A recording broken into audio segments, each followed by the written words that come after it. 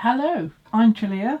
Welcome to my channel if you're new here. If you find this tutorial helpful, do subscribe. It'd be lovely to have more followers. This tutorial is on pleating boards. I made one a few years ago. I love it. I've had lots of people say, how do you do that?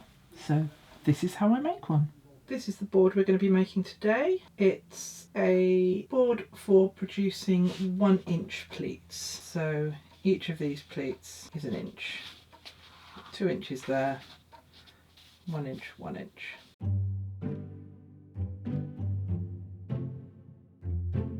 For your pleating board, you are going to need wallpaper lining paper, professional quality lining paper, spray glue, strong spray glue, preferably not water soluble, strong fabric, just something old scrap of fabric. I'm using a thick calico, a decent long ruler, a thing for scoring paper with but not cutting.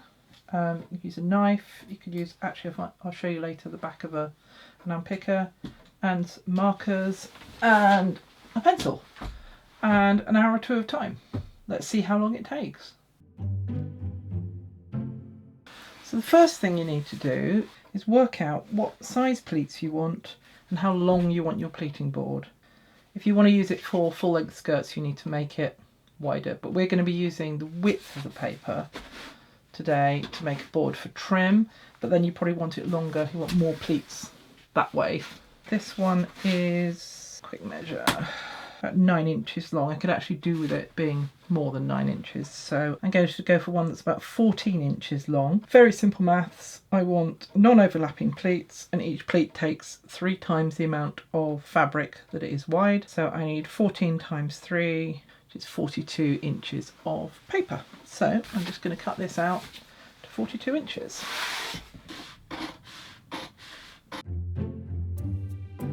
The next trick is to press your paper, get it flat. The simplest way to do that is just press it. You can use a little bit of steam on it if you want. Let it cool flat, just hold it down, and then you see it doesn't curl anymore. So it's worth taking 5 minutes to just press it all completely flat. Make sure your end is nice and at right angles to your side. This will make life simpler. From the end, I'm going to make lots of marks up the side of the paper. From the end, let's mark 1 inch, then 1 more inch. Now we're going to start doing a pattern. 2 inches, 1 inch, 2 inches, 1 inch, 2 inches, 1 inch, etc. all the way up one side. Then on the other side, same. So 1 to start with, and another 1, 2, 1, 2, 1, 2, all the way down the length of the paper. And when you've done that, we're simply going to join them all up.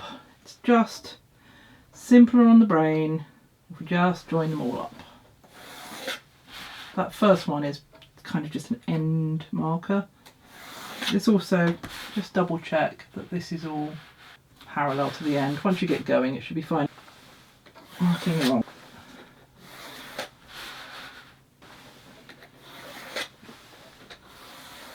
The length of your paper. Once you've drawn all the lines, you're going to score all the lines. So we just want to effectively dent the paper so it's easier to fold where we want it. You can use your preferred version of scoring. I sometimes use the back of it. Careful not to stick your finger on the blade. So I've also had some success using the back of an unpicker or a seam ripper, depending on your country of origin, and go all the way along and score along all your lines. If you're confident, you could skip the drawing bit and go straight onto scoring, but it doesn't take that long. So. Time to fold. This is where the colour pens can come in useful. So the mountains, that way, are this side. So if you want to just mark which ones the mountains are, just to not get confused. The trick is to only think once rather than have to think lots of times. There we go. We've got a blue mark on them. We're going to do mountains, and if they're not, we're going to do valleys. So we start with this one, fold it up, and then the valley is that one. So mountain, valley. Got one hand at each end, and I'm just sort of working along that crease. Don't worry about it all holding together for now, just get those creases mounting with glue, valley without, all the way along. So now it's all folded, we can start to push these together.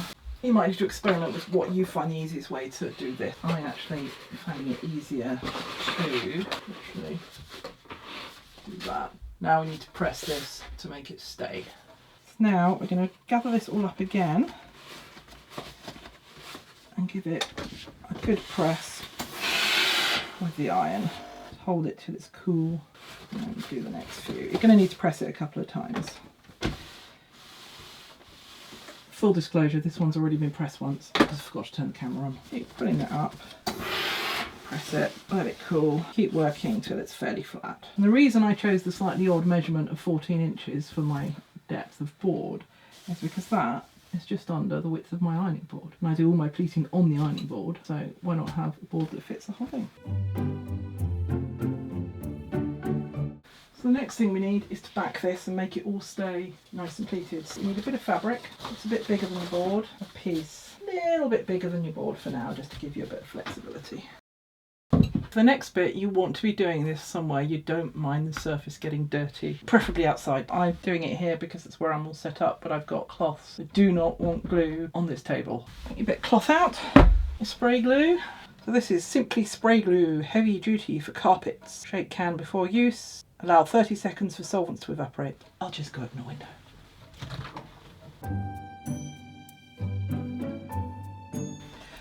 Quickly peel that off your thing, just in case it's stuck to that.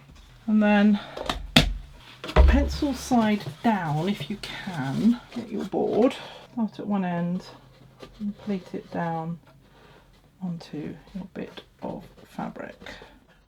So, press it down. Being careful not to glue yourself. And then leave that to dry. Left the glue to dry for a couple of days, actually, overnight's fine. So I just need to trim the edges off of this fabric because we don't want gluey fabric. There it is. Pleating board. Quick demo on how to use the pleating board. There is a bit of a learning curve.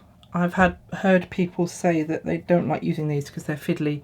You've got to get used to using it like anything. I've got the pleats opening away from me. Then if I've got a long trim, it can just go over the back of the ironing board like that. First piece, just holding it in place and then shove it with a few fingers into the slot. If you want to, get a plastic ruler or a thin metal ruler and just shove it down. Then, keeping a hold of this one, so we've got slack here but not here, shove the next one in. Keep hold of this one, lift that up,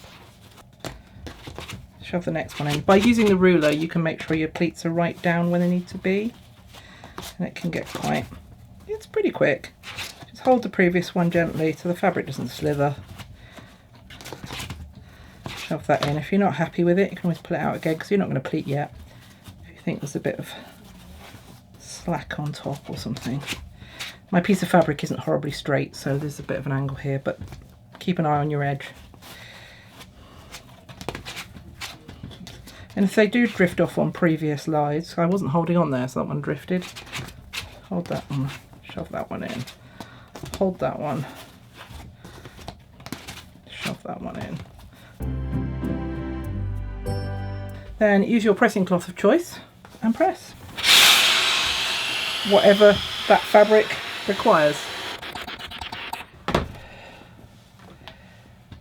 Let it cool, really important. If I'm doing a lot of trim, I will sometimes actually do 3 lengths, so I can pleat one while the next one's cooling. You need to let it get completely cold.